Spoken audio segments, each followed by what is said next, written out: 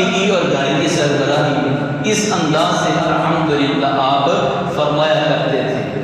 دن کے وقت بھی آپ نے اپنے آپ کو لوگوں کے لیے وقف کر دیا، دن بھی لوگوں کے لیے وقف ہے۔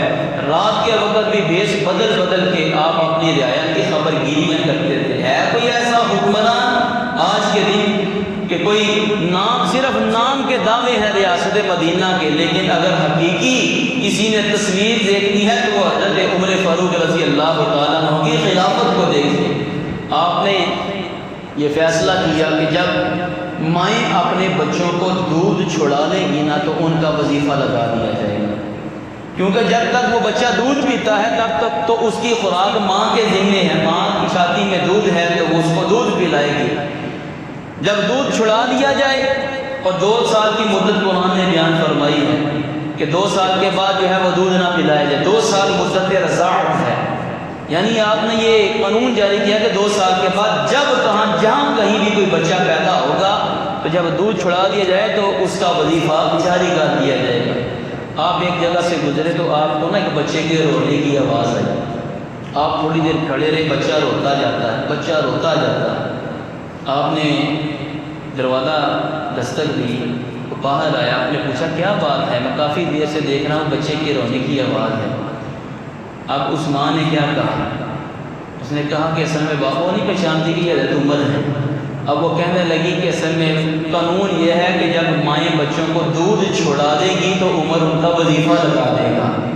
میرے حالات اتنے ٹائٹ ہیں، یعنی کمزور ہیں کہ میں کچھ چیزوں کے معاملے میں پریشان ہوں، تو میرے دل میں یہ خیال آیا کہ میں بچے کا دودھ چھڑا دیتی ہوں، اگرچہ ابھی اس کی جو عمر ہے وہ تھوڑی ہے، یہ دودھ پیتا بچہ ہے، لیکن میں نے کہا چلو میں دودھ چھڑا دیتی ہوں تاکہ میں عمر کے پاس جاؤں اور جا کے کہوں کہ میرے بچے نے دودھ پینا چھوڑ دیا ہے، لہٰذا میرا بھی وظیفہ لگایا جائے۔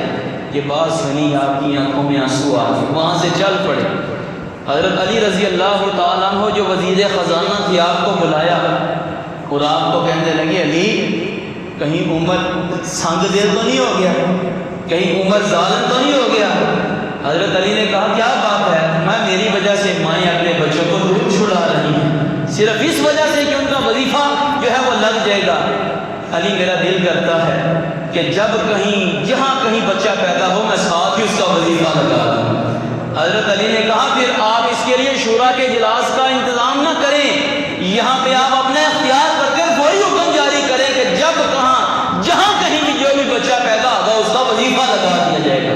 تو یہ حضرت عمر فاروق رضی اللہ تعالیٰ عنہ فوراً پھر یہ اعلان کر دیا کہ آج کے بعد جہاں کہیں کوئی بیٹا پیدا ہوگا اس کا بیت المال سے وظیفہ لگایا جائے گا۔